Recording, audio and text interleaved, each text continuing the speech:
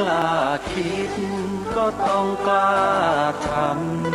ำอย่ากลัวถ้าทำความดีเร่งศึกษาปัญหาให้ทันท่วงทีเมืองไทยจะพัฒนากว่านี้รายการดีคดีโลกคดีธรรมขอรำพันบรรยายความคิดเครื่องหมายแห่งสีทั้งสามงามถนัดขาวคือบริสุทธิ์สีสวัสดิ์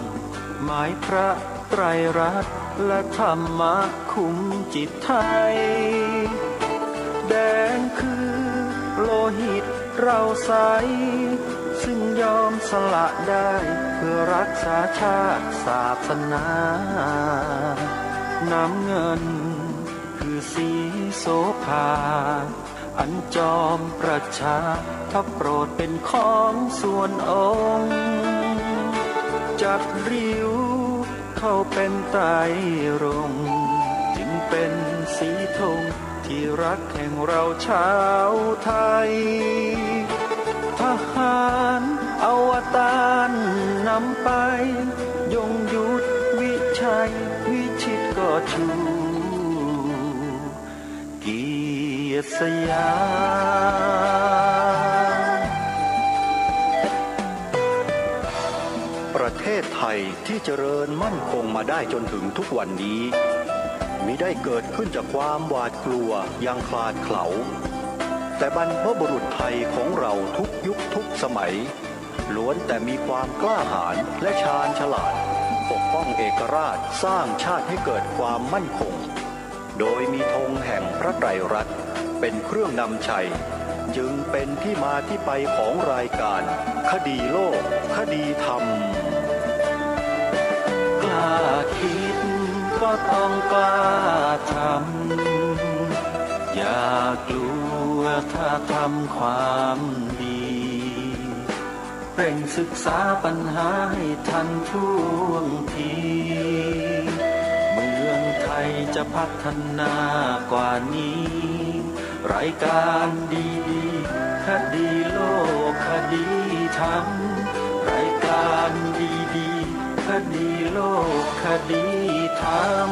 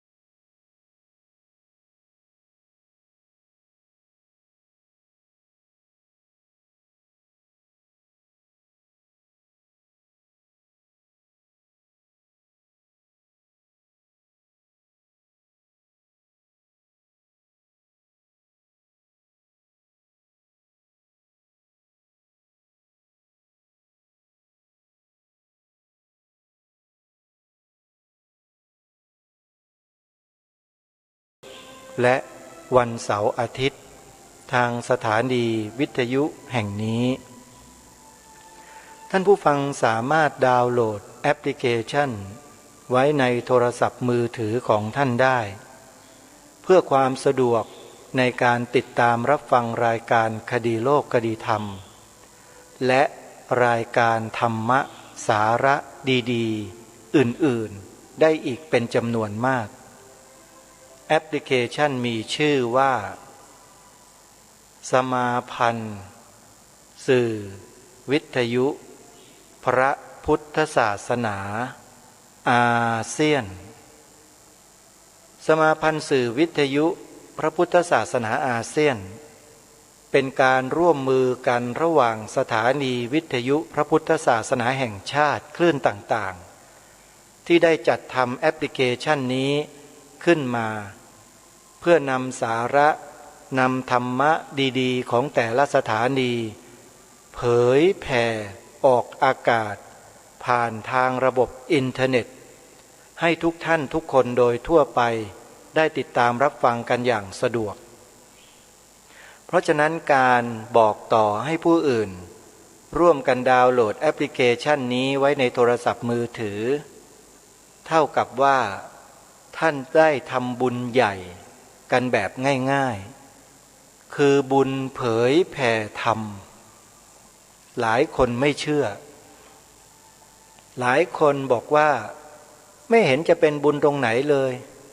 บอกให้ดาวน์โหลดแอปพลิเคชันจริงอยู่เฉพาะแอปพลิเคชันคำเดียวเนี่ยมันไม่ได้บุญอะไรหรอกแต่ถ้าเรารู้ว่าแอปพลิเคชันนั้นมีเนื้อหาสาระมีธรรมะดีๆบรรจุอยู่ข้างในบุญจะเกิดขึ้นกับผู้นั้นทันทีเพราะมีใจเอื้อเฟื้อเผื่อแผ่ผู้อื่นเพราะตัวเองก็ได้ดาวน์โหลดแล้วสดับรับฟังแล้วจึงเห็นคุณค่าเห็นประโยชน์เมื่อเห็นคุณค่าเห็นประโยชน์แล้วมีใจปรารถนาดีอยากให้คนใกล้ชิดญาติมิตรสหายพี่น้องของเราเนี่ยได้รับประโยชน์จากส่วนนี้ด้วยแล้วก็ทำการบอกให้ผู้นั้นดาวน์โหลดแอปพลิเคชันนี้นั่นแหละได้บุญเต็มอันนี้เขาเรียกว่าทำบุญด้วยปัญญาคือเราฟังเรารู้เราเข้าใจเกิดปัญญาแล้วก็เผื่อแผ่ปัญญานี้ให้ผู้อื่นบุญที่เกิดขึ้นจากการที่ผู้อื่นได้ปัญญาจากการที่เราได้บอกเขาเนี่ยเป็นบุญสำคัญมากอาตมาภาพเนี่ยหวังอยู่เพียงอย่างเดียวคือปัญญาสัมมาทิฏฐิอย่าได้จืดจางไปจากจิตใจของข้าพเจ้าเลยจงเพิ่มพูนยิ่งขึ้นยิ่งขึ้นนี่แหละเขาเรียกว่าอริยทรัพย์อันประเสริฐโดยแท้อย่าไปหาที่ไหนเลยท่านคนหลายคนจำนวนมากในโลกนอนอยู่บนกองเงินกองทองนอนอยู่บนกองซากอะไรทั้งหลายทั้งปวงที่เขาบอกว่ามีราคามีคุณค่าแพงเนี่ยแต่สุดท้ายแล้วมันหาเป็นสมบัติที่แท้จริงไม่พอตายไปแล้วสมบัติเหล่านี้คนอื่นเขาก็เอาไปหมดตัวเองเอาอะไรไปไม่ได้สักอย่างแต่สมบัติที่แท้ไม่เอาทำไมไม่เอาเพราะไม่มีอยู่เพียงอย่างเดียวเท่านั้นเนี่ยคืออะไรรู้ไหมความไม่รู้หรือถ้าเรียกเป็นภาษาทางพระพุทธศาสนาเขาเรียกว่าอวิชชาความไม่รู้ตัวเดียว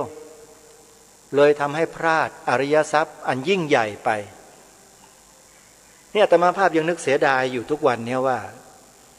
อาตมาภาพนั้นไม่ใช่คนรวยไม่ใช่มีเงินพ่อแม่ก็ไม่รวยจนนะขัดสนจนยากอันนี้เราพูดกันความจริงนะโยมอาตมาไม่ได้ปิดบังตัวเองหรอกถ้าพ่อแม่หรือบิดามารดาอาตมาภาพร่ำรวยนะโยมนะป่านนี้ไอ้ทรัพย์สินทั้งหลายทั้งปวงที่พ่อแม่มีเนี่ยอาตมาภาพจะบอกให้แกแปลงเป็นอริยทรัพย์ให้หมดเลยไม่ต้องเอาไปทำอะไรมากหรอกเนี่ยง่ายๆลูกชายตัวเองบวชเป็นพระปลูกป่าทำสวนป่าอยู่ที่จังหวัดสุรินทร์เนี่ยชื่อว่าสวนป่าสามัคคีธรรมเนี่ยนะอาตมาภาพจะขอเงินพ พ่อขอเงินแม่ไปดูแลสวนป่าสามัคคีธรรมเนี่ยให้เกิดความเจริญงอกงามไพบูรณ์ให้เร็วยิ่งขึ้นให้ดียิ่งขึ้นให้เหมาะสมยิ่งขึ้นเพื่อใช้เป็นสถานที่อบรมบ่มเพาะปัญญาสัมมาทิฏฐิให้แก่ผู้คนที่สนใจอาศัยประสบการณ์และความรู้ตัวเรานี่แหละไปสร้างให้ผู้อื่นเขามีเขาเป็นอย่างที่เรามีอย่างที่เราเป็นเพราะว่าเราเองนั้นได้ประจักษ์แจ้งถึงผลของปัญญาสัมมาทิฏฐิแล้วว่ามีประโยชน์เพียงใดโยมว่ามีประโยชน์ไหมล่ะอาตมาภาพที่พูดรายการอยู่ทุกวันที่ผ่านมาตลอด5 ปี10 ปีที่ผ่านมาเนี่ยโยมว่าอาตมาภาพทำประโยชน์เพื่อใครนี่แหละคือผลจากปัญญาสัมมาทิฏฐิคนที่มีปัญญาสัมมาทิฏฐิเนี่ยโยม1ไม่เบียดเบียนใครเกรงอกเกรงใจผู้อื่นไม่เบียดเบียนใครแล้วเกรงอกเกรงใจผู้อื่นจะขอก็ไม่กล้าขอแม้แต่โยมจะภาวนาไว้แล้วก็ตามนี่แหละก็เรียกว่าความเกรงใจมันจะไปเบียดเบียนใครล่ะคนแบบนี้โยมถามจริงๆอาตมาภาพไม่ได้ยกหัวชูหางตัวเองนะแต่พูดถึงตามสภาวะความเป็นจริงที่มันปรากฏมันเกิดขึ้นในใจเป็นคนอย่างนี้จริงๆผลมันมาจากไหนอ่ะมาจากการที่เราฝึกฝนอบรมตนตามแนวมหาสติปัฏฐานสูตรอย่างถูกต้องแล้วได้ผลตรงกับสภาวะตามความเป็นจริงอาตมาภาพไม่เคยพูดเบียดเบียนคนดีไม่เคยพูดให้คนอื่นเลิกทำความดีเช่นพูดว่าโยมอย่าไปถวายเงินพระนะโยมมันบาปคำนี้จะไม่หลุดออกมาจากเจตนาในจิตใจและออกจากปากอาตมาภาพแล้วทำให้เกิดผลเสียผลร้ายต่อพระศาสนาเลยมีแต่จะปกป้องมีแต่จะยืนยันบอกญาติโยมว่าโยมเจตนานั่นแหละคือกรรมโยมถวายไปเหอะโยมมีเจตนาดีไหมเล่าหวังจะให้พระคุณเจ้าท่านได้ทำประโยชน์ให้กับชาติบ้านเมืองกับพระศาสนาใช่ไหมก็ถวายก็ไปดิมันจะไปเป็นโทษเป็นอะไรที่ไหนอย่างไรล่ะไอ้พวกปัญญาอ่อนทั้งนั้นเลยที่พูดแบบนั้นน่ะอาตมาภาพยังยืนยันอยู่ทุกวันเนี่ยโยมถวายปัจจัยพระคุณเจ้าที่ท่านทำงานเพื่อส่วนรวมเพื่อพระศาสนาไม่บาปโยมถวายไปเลยถ้าไม่รู้จะถวายองค์ไหนมาถวายอาตมาภาพเนี่ยไม่ได้พูดเข้าข้างตัวเองโยมเพราะอาตมาไม่มีจริงๆเนี่ยเมื่อวันที่18 เมษายนถ้าใครได้ดูคลิปที่อาตมาภาพเผยแพร่เกิดพายุฤดูร้อนอย่างรุนแรงที่สวนป่าสามัคคีธรรมของอาตมาภาพโยมทราบไหมว่าเกิดอะไรขึ้นต้นไม้ที่อาตมาภาพรักที่สุดคือต้นยางนาขนาดใหญ่โอบไม่มิดแล้วเนี่ยขาดท่อนเลยโยมลมพายุหมุนมันบิดต้นยางอาตมาภาพต้นนี้ขาดครึ่งเลยอาตมาภาพถ่ายรูปถ่ายภาพลงใน Facebook ส่วนตัวถ้าโยมต้องการจะเข้าไปดูโยมไปดูภาพได้โยมไปดูได้เลยนะเข้าไปใน Facebook แล้วพิมพ์หาชื่ออาตมาภาพเป็นภาษาไทยนะโยมชื่อ Facebook ของอาตมาก็คือนรงฤทธิ์เว้นวรรคทองแม้นนี่แหละนามสกุลอาตมาภาพไม่รู้ว่าเป็นญาติกันกับนักฟุตบอลทีมชาติหรือเปล่าปิยวัฒน์ทองแม้นเห็นใครๆก็ว่าใช่สวนป่าสามัคคีธรรมโดนพายุฤดูร้อนแต่โชคดีที่ว่าสิ่งสำคัญที่เป็นตัวอาคารเป็นสถานที่ส่วนมากเกือบ 95% ไม่เสียหายแต่เพิงที่สร้างไว้เป็นที่พัก1 หลังที่มุงหญ้าคาเนี่ย ล้มลงแต่ไม่ถึงกับปลิวขาดไปจากตัวเสาไม่ขาดไปแต่ปลิวล้มลงที่บริเวณตรงนั้นนอกนั้นที่เสียหายมากก็คือต้นไม้โยมต้นยางนาขนาดโอบไม่มิดขาดกลางลำต้นอาตมาภาพถ่ายภาพเก็บไว้หมดเลยต้นข่อย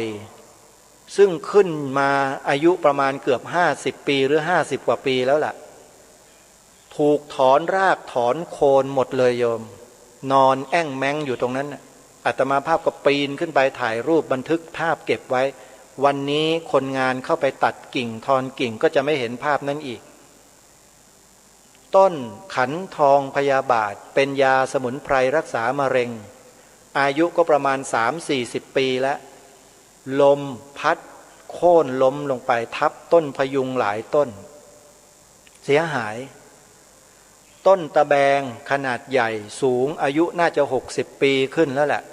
สูงมากน่าจะเกือบ70 ปีเก่าแก่มากลมพายุพัดมาทีเดียวเอ็นตกลงมา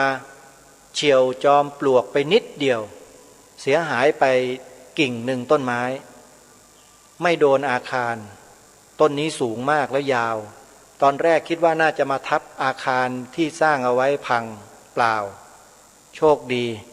เทพเทวาเทวดาท่านปกปักรักษาสถานที่นี้จริงๆโยมถ้าใครไปดูสภาพแล้วไม่แทบจะไม่น่าเชื่อเลยว่ารอดพ้นมาได้ยังไงพ้นจริงๆฮะแต่ต้นไม้เสียหายเยอะแผงโซล่าเซลล์สูบน้ำบาดาล3 แผงกลิ้งระเนระนาดไม่เป็นท่าเลยเสียหายต้องกลับมาซ่อมแซมต้องมาทำกันใหม่นอกนั้นก็มีเสียหายกิ่งไม้อะไรต่างๆที่ล้มทับกันแล้วมันก็หักโค่นลงทั้งสองส่วนคือป่าด้านในกับป่าด้านนอกซึ่งอาตมาภาพก็ไปเดินสำรวจคร่าวๆแล้วแต่ที่ป่าด้านนอกเนี่ยสำรวจยังไม่ครบด้านบริเวณริมรั้วฝั่งทิศตะวันตกเห็นท่อ PVC ท่อน้ำเนี่ยลอยขึ้นไปบนฟ้านู่นเนี่ยยังสงสัยแปลกใจอยู่ว่ามันเป็นไปได้ยังไงเพราะว่าเข้าไปไม่ถึงเห็นแต่ภาพสรุปก็คือมีความเสียหายไม่น้อยตรงนี้อย่างที่บอกเมื่อตอนต้นรายการว่าถ้าบิดามารดาของอาตมาภาพร่ำรวยมีเงินเนี่ยโยมคงไม่เดือดร้อนแบบนี้หรอกป่านนี้ก็คงจะหาคนงานมาทำอะไรเสร็จภายในวัน2 วันไปแล้วแต่เพราะความไม่มีก็เลยต้องรอจังหวะรอโอกาสรอเวลาทำเองไปบ้างบางส่วนเหมือนกันแต่ทำไม่ไหวโยมสังขารร่างกายอายุอานามมันก็ขึ้นมาถึงขนาดนี้แล้วจะไปจับขวานจับมีดแกว่งอยู่กลางแดดกลางแจ้งคงไม่ไหวก็ทำได้เพียงบางส่วนเท่านั้นกู้ต้นตะเคียนขึ้นมาประมาณ 3-4 ต้นยางนา1 ต้นนอกนั้นก็ยังทับกันอยู่วันนี้ทราบว่าคนงานเข้าไปในพื้นที่คงจะไปดำเนินการให้แล้วเสร็จหรือไม่เสร็จอย่างไรก็ต้องคอยดูติดตามกันในขณะเดียวกันกำลังก่อสร้างโรงครัวอยู่พอดีเลยลมพายุมาพวกช่างที่ทำอยู่หน้าไซต์งานนี่วิ่งหลบลมกันใหญ่คิดว่าโรงครัวคงจะไม่เหลือแน่แต่เอาเข้าจริงๆโยมทุกอย่างปกติหมดอาตมาภาพก็มานั่งวิเคราะห์อยู่ในพื้นที่ที่หายไป7 วัน10 วันเนี่ยโยมไปอยู่ที่สวนป่ามาตลอดนั่งวิเคราะห์นะว่าทิศทางลมมันมาทางไหนแล้วเมื่อมาทางไหนแล้วทางนั้นเป็นยังไงแล้วทำไมหลังคาทั้งหลายทั้งปวงจึงไม่ถูกลมหมุนเหล่านี้ดูดดึงขึ้นไปบนอากาศเพราะอะไรคำตอบง่ายๆเลยโยมที่สวนป่าสามัคคีธรรมเนี่ยมีป่าดั้งเดิมที่ขึ้นอยู่บริเวณด้านหลังอาคารหนาทึบพอสมควรสามารถที่จะปะทะแรงลมที่พัดมาจากทางด้านทิศตะวันออกเนี่ยให้เชิดลอยขึ้นไปบนยอดต้นไม้เพราะว่าแรงกดอากาศด้านในป่าเนี่ย แรงอากาศมันสูงคือความหนาแน่นอากาศมันมากเมื่อลมที่พัดมาทางทิศตะวันออกเป็นลมหมุนแรงๆเนี่ยพัดมาปะทะที่ชายป่าซึ่งมีตัวอาคารขวางอยู่เนี่ยนะฮะลมมันก็เลยเชิดขึ้นข้างบนยอดไม้มันไปข้างบนหมดเลยอาคารทั้งหลายทั้งปวงรอดหมดเลยโยมนี่คือประโยชน์ของป่าชัดๆเลยฮะประจักษ์ด้วยตนเองครั้งนี้เลยโยมแต่เอาละยังไงก็ตามเราประมาทไม่ได้จำเป็นที่อาตมาภาพจะต้องหามาตรการในการป้องกันในระยะยาวเรื่องของลมพายุรุนแรงเหล่านี้ซึ่งเป็นอะไรที่หลายๆคนไม่ต้องการจะเจอไม่ต้องการจะพบเจอสิ่งเหล่านี้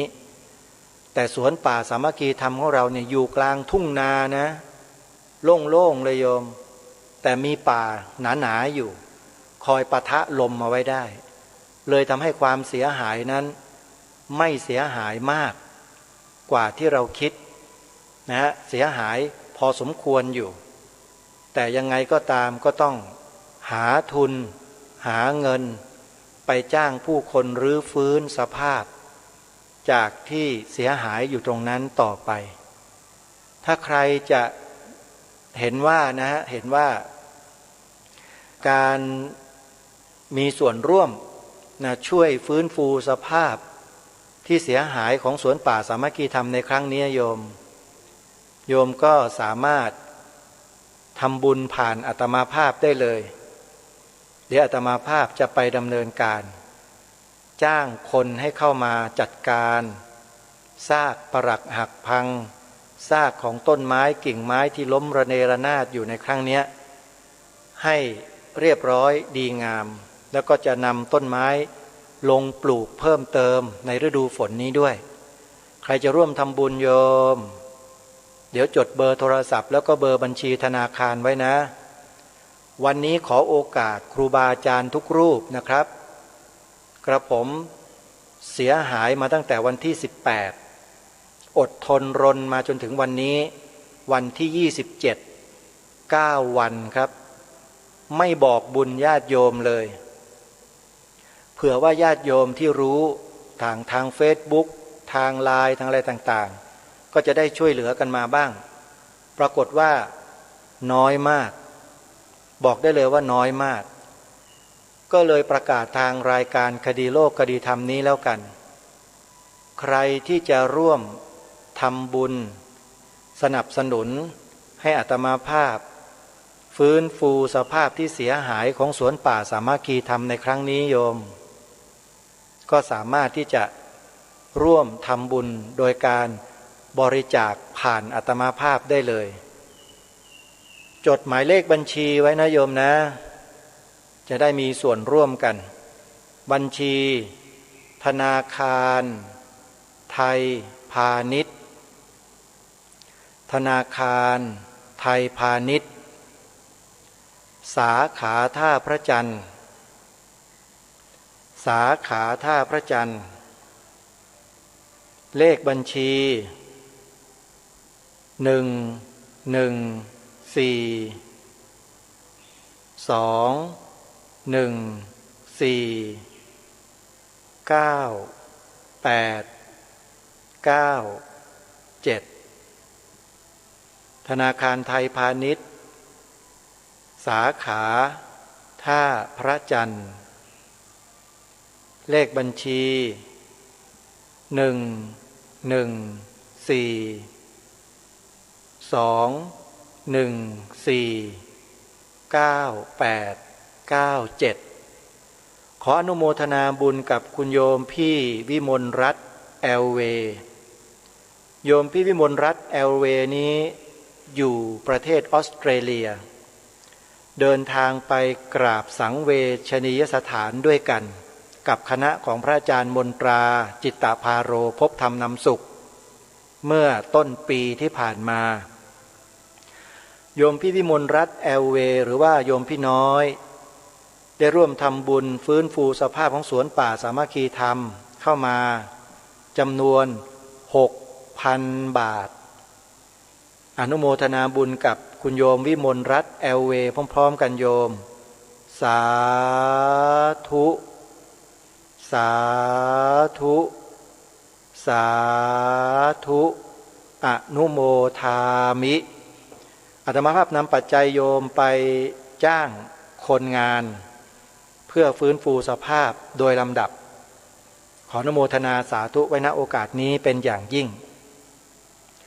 สำหรับเบอร์โทรศัพท์ที่ญาติโยมจะโทรสอบถามแล้วก็ร่วมบุญในการฟื้นฟูสภาพของสวนป่าสามัคคีธรรมที่โดนพายุหมุนรุนแรงนะโยมเสียหายเนี่ยโทรศัพท์ไปที่เบอร์นี้ได้เลย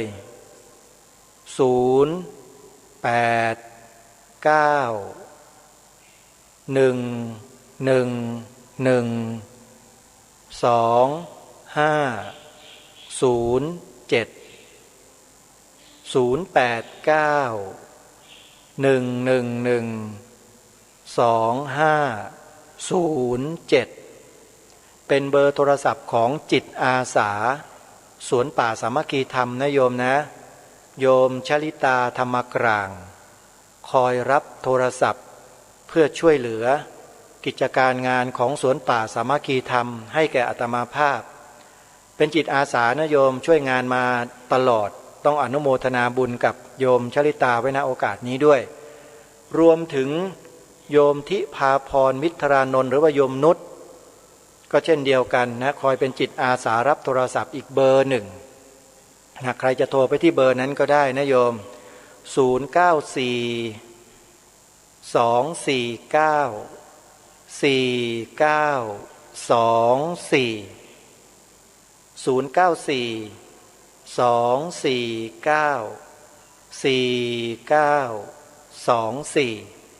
โยมนุชเป็นชาวจังหวัด101อยู่เสรภูมิโยมช่วยงานกันอนุโมทนาบุญเป็นอย่างยิ่งสำหรับเบอร์โทรของอาตมาภาพหากมีญาติโยมท่านใดหรือครูบาอาจารย์รูปใดจะโทรศัพท์มาสอบถามเพิ่มเติมก็สามารถโทรมาได้ที่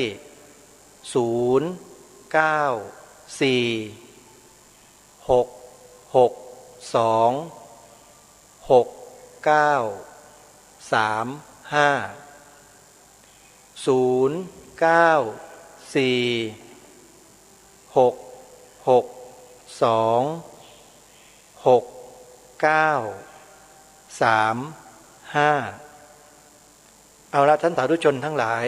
เวลาที่เหลือตรงนี้ก็จะขอปรารภถึงงานวิปัสสนากรรมฐานที่ผ่านมาที่อาตมาภาพได้มีส่วนร่วมในการประชุมแล้วเป็นส่วนหนึ่งของคณะกรรมการบริหารกองการวิปัสสนาธุระแห่งประเทศไทยขอย้ำอีกครั้งหนึ่งว่าการเจริญวิปัสสนากรรมฐานตามแนวมหาสติปัฏฐานสูตรนั้น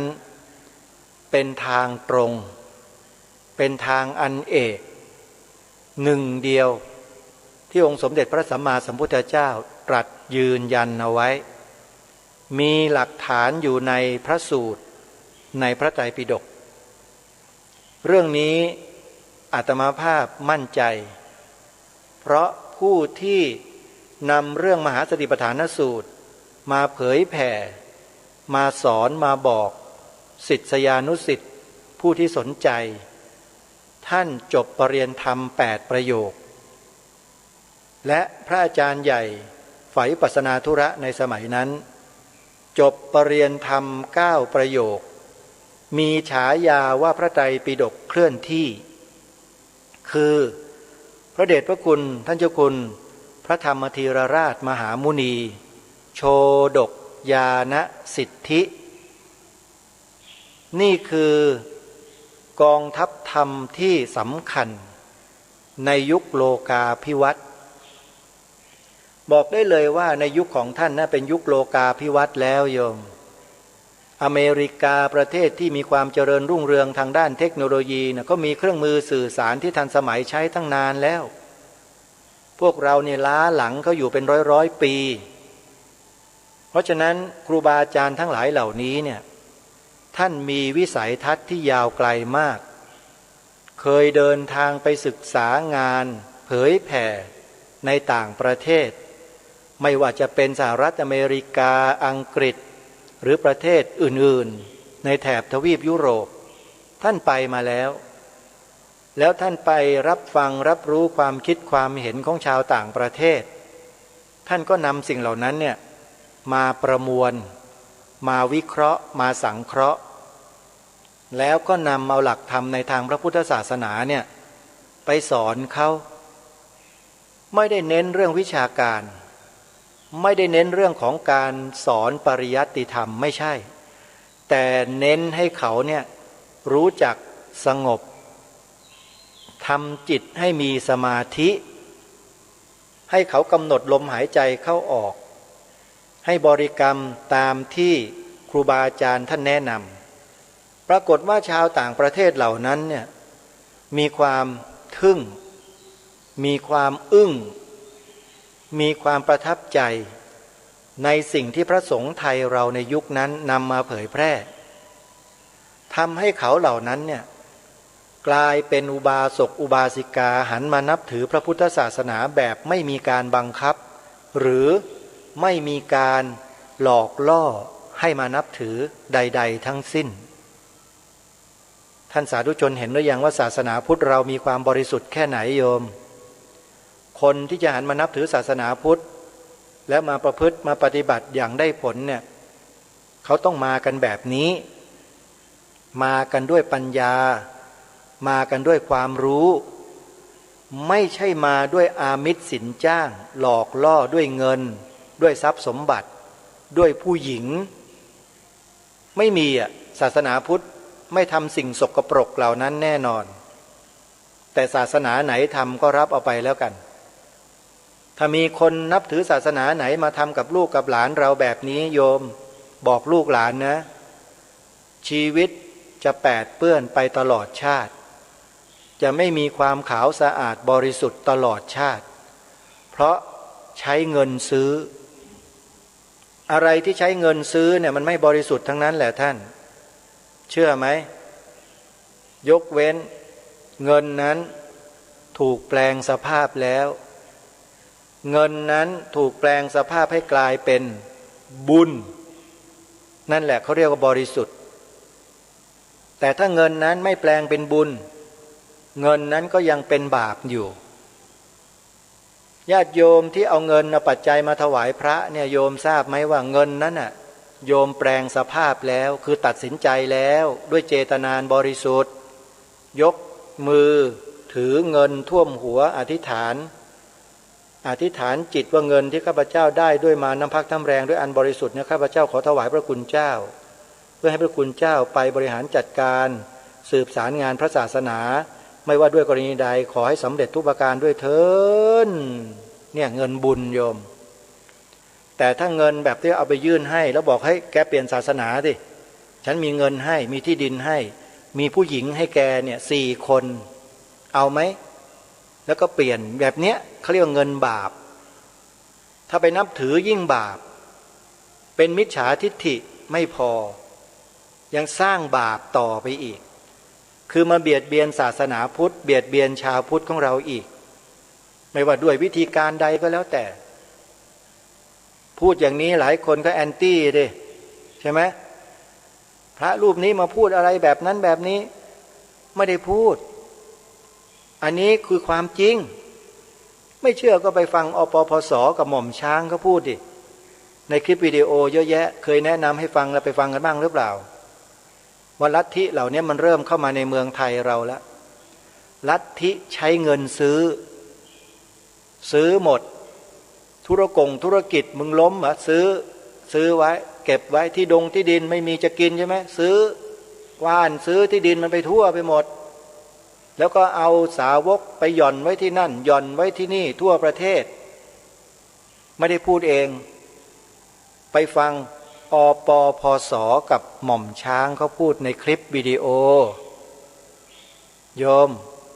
สิ่งที่แนะนำให้ฟังเนี่ยนะมันมีอยู่เป็นอยู่จริงๆแต่ถ้าเราไม่ฟังเราก็ไม่รู้เมื่อไม่รู้แล้วก็มาเที่ยวชี้ว่ารายการคดีโลกคดีธรรมพูดอะไรอย่างโน้นอย่างนี้อย่างนั้นไปตีไข่ใส่สีไปป้ายสีให้รายการนี้เสียหายอีกให้ไปดูก่อนอย่าเพิ่งว่า อ้พวกช่างติเนี่ยมันเยอะในประเทศในสังคมเราเนี่ยไอ้ดีแต่พูดทั้งนั้นแต่ไม่เคยทำอะไรหรอกติอย่างเดียวส่อเสียดสีวจีทุจริตตลอดอาตมาภาพทราบดีโยมไม่ต้องกลัวผู้ฟังอาตมาภาพเยอะฟังรายการคดีโลกคดีธรรมเนี่ยเขาโทรมาบอกคนนั้นฟังรายการท่านแล้วก็พูดแบบนี้นะอย่างนั้นนะอนุโมทนาขอบคุณโยมที่นำข้อมูลมาบอกให้อาตมาภาพก็เลยรู้ว่ามีอยู่ที่ไหนบ้างฟังจากสถานีไหนบ้างมีชื่อหมดแหละเขาบอกมาเพราะฉะนั้นใครที่จะว่าอาตมาภาพต่อบุคคลที่สามนะให้ระวังไว้ด้วยนั่นคือญาติโยมของอาตมาทั้งนั้นน่ะที่ฟังรายการเนี่ยนะอาตมาภาพก็มานั่งวิเคราะห์แล้วก็คิดคำพูดว่าจะตอบโต้คนพวกนี้ให้เกิดความรู้สึกสำนึกกันได้อย่างไรก็พูดออกไปอย่างนี้แหละให้รู้ตัวกันจะพูดจะว่าจะตำหนิไม่ว่าเลยนะแต่ต้องรู้จริงๆนะไม่ใช่ไม่รู้แล้วมาเที่ยวชี้หน้ามาว่ากันอยู่บอกให้ไปดูสิปปปสเขาพูดอะไรไว้เนี่ยเขายกเอาหลักฐานหยิบหลักฐานอะไรมากล่าวแล้วไม่ได้ให้ไปเชื่อให้ฟังเฉยๆไปฟังดูกันก่อนหม่อมช้างก็เหมือนกันพูดอะไรไว้ใน YouTube ไปฟังไปดูกันถ้าไม่ดูแล้วอย่ามาพูดอย่ามาว่าอาตมาไม่ฟังอ่ะคนพวกเนี้ยพวกไม่รู้แล้วมาเที่ยวชีเบอยู่ไร้สาระสิ้นดีปัญหามันมีอยู่จริงในบ้านเมืองในสังคมไทยเราเนี่ยแต่เราไม่รู้ไงพอรายการคดีโลกคดีธรรมมาพูดก็ทำท่าทำทางเอาแล้วจะใส่แล้วเตรียมแล้วอะไรแล้วต่างๆระวังให้ดีนะใส่ให้มันถูกด้วยเดี๋ยวจะสวนเข้าไปแล้วมันจะยุ่งนะจะบอกให้นี่คือรายการคดีโลกคดีธรรมทำหน้าที่ด้วยความรับผิดชอบต่อชาติพระพุทธศาสนาและสถาบันพระมหากษัตริย์ทำมานานแล้วทำโดยไม่ได้หวังไม่ได้เป็นอะไรกับใครทั้งนั้นแหละไม่ต้องเอามาให้หรอกรางวัลอะไรเนี่ยไม่ต้องการนะไม่ต้องมาขอประวัติยศถาบรรดาศักดิ์ตำแหน่งก็ไม่ต้องมาขอประวัติหรอกคือเป็นคนที่ไม่ปรารถนาไม่ตะเกียกตะกายอยากได้อยู่แล้วแต่ถ้าจำเป็นก็จะรับไว้แต่จะมาบังคับให้ทำนั่นทำนี่อันโน้นนี่ไม่ได้เพราะชีวิตคนเรานั้นมีสิทธิ์ที่จะเลือกทำในสิ่งที่ดีให้กับบ้านเมืองมากกว่าทำเพื่อประโยชน์ส่วนตนให้แก่ใครอาตมาภาพเลือกแล้วทำเพื่อส่วนรวมเหมือนกับทำบุญนะโยมการทำทานเนี่ยมีสองอย่างปาติปุคลิกทานคือการให้ทานหรือทำบุญแก่บุคคลสองสังฆทานทำบุญให้แก่ส่วนรวม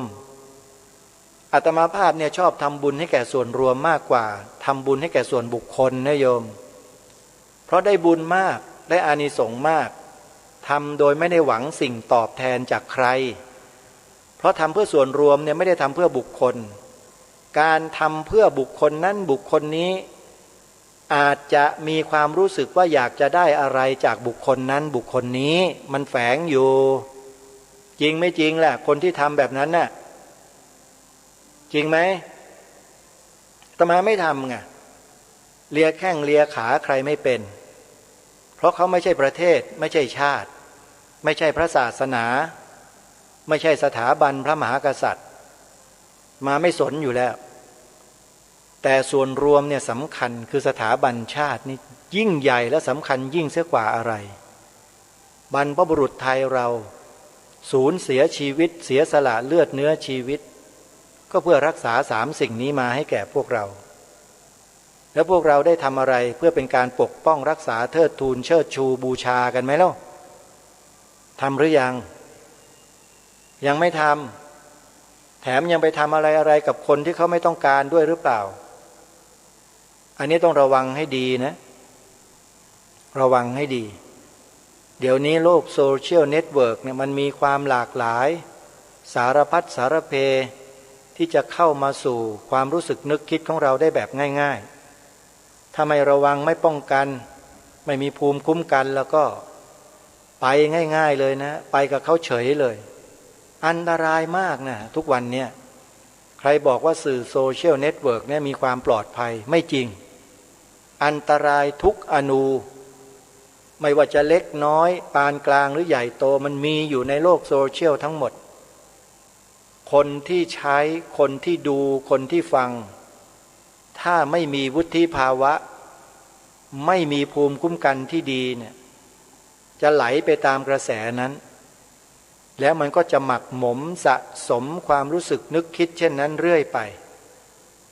คนเราถ้าเสพอะไรมากๆบ่อยๆเสพเนืองๆเสพมากๆมันจะกลายเป็นสิ่งนั้นได้ไม่เชื่อก็ต้องเชื่อเพราะมันเป็นความจริงเป็นหลักการที่องค์สมเด็จพระสัมมาสัมพุทธเจ้า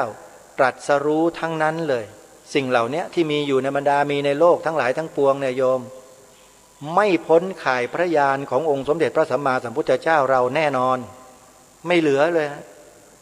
ทรงเป็นพระสัพพัญญูนะรู้ทุกสรรพสิ่งของจริงไม่ใช่ของหลอกไอ้พวกที่ชีโบชีเบขึ้นมาบนฟ้าแล้วก็อ้างนู่นอ้างนี่น่ะหลอกทั้งนั้นนะ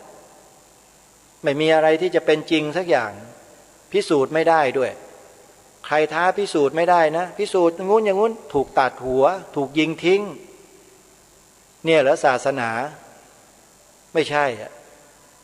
ไม่มีอ่ะศาสนาเขาไม่ทำอะไรกันแบบนั้นหรอกฉะนั้นพวกนี้ไม่ใช่ศาสนาแต่อ้างศาสนา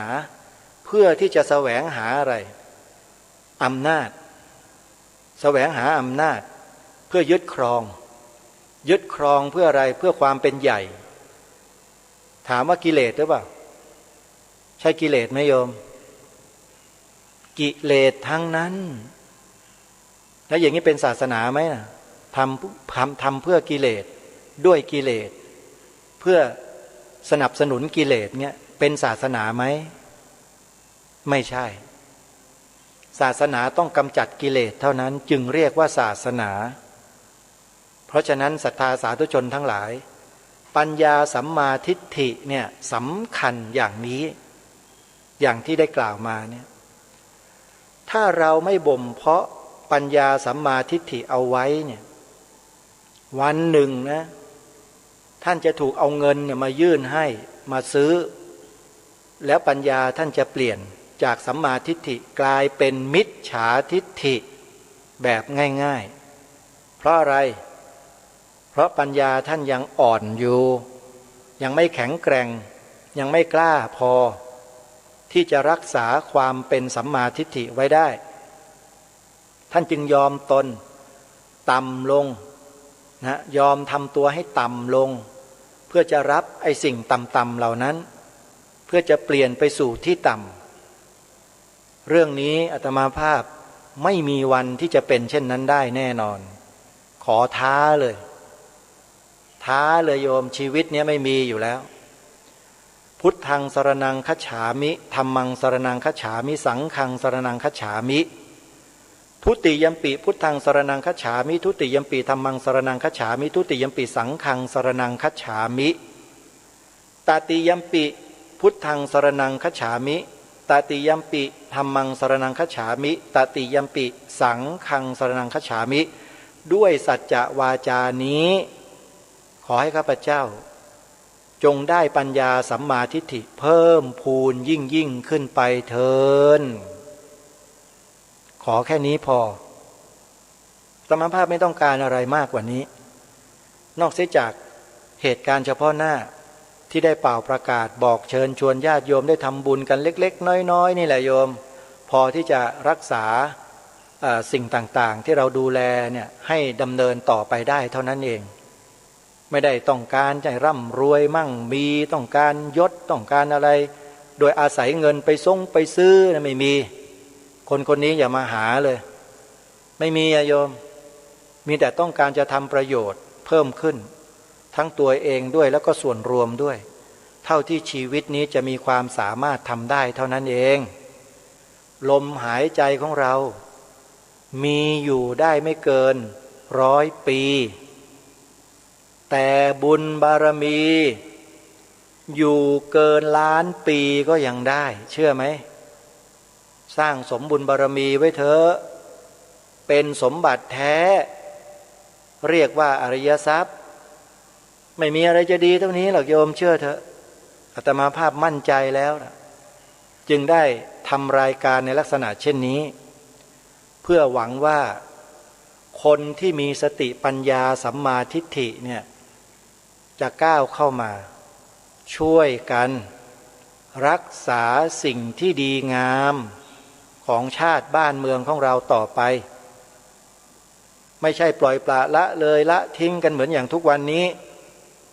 สนุกสนานเอะอะมะเทิงไม่เอาทานไร้สาระทำเพลงก็เพลงไร้สาระทำข่าวก็ไร้สาระทำละครก็ละครไร้สาระน้ำเน่าทำอะไรมันก็ไร้สาระทั้งนั้นแทบจะทั้งนั้นเลยอาตมาไม่เอาด้วยขอทำหน้าที่เท่าที่มีความสามารถจะทำได้เดินตรงแนวทางที่ถูกต้องยึดหลักที่หลวงพ่อพุทธทาสท่านยึดเดินตรงไม่คดไม่เคี้ยวไม่งอไม่หักนะให้มันสลายไปกับสิ่งที่ถูกต้องเหล่านี้เลยเป็นเนื้อเดียวกันเลยยอมทุกอย่างนะเพราะฉะนั้นความถูกต้องจึงเป็นสิ่งที่ประเสริฐสิ่งที่เลิศที่สุดประเสริฐและเลิศยิ่งกว่าทรัพย์สมบัติแก้วแหวนเงินทองที่ไปขโมยเข้ามาอีกสิ่งเหล่านั้นไม่ใช่ของแท้เป็นของปลอมไปขโมยมาแล้วก็ถูกเขาแก้แค้นถูกเขายำเละอยู่ทุกวันนี้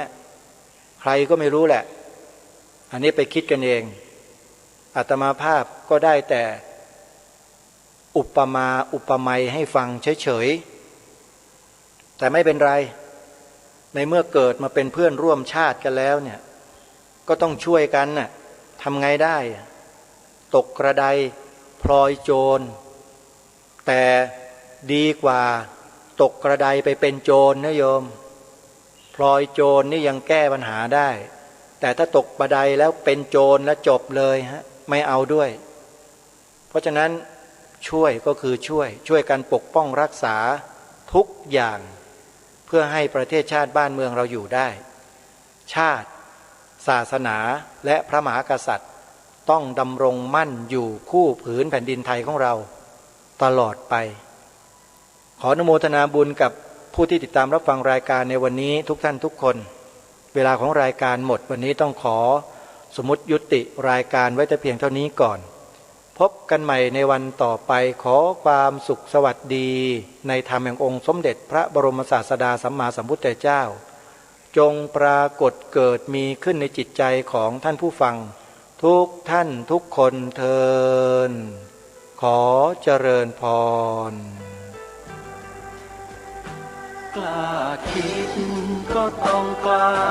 ท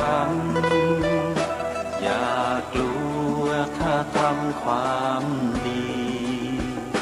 เร่งศึกษาปัญหาให้ทันท่วงทีเมืองไทยจะพัฒนากว่านี้รายการดีๆคดีโลกคดีธรรมขอรำพันบรรยายความคิดเครื่องหมายแห่งสีทั้งสามงามถนัดขาวคือบริสุทธิ์สีสวัสดิ์หมายพระไตรรัตน์และธรรมะคุมจิตไทยแดงคือโลหิตเราใสซึ่งยอมสละได้เพื่อรักษาชาติศาสนาน้ำเงิน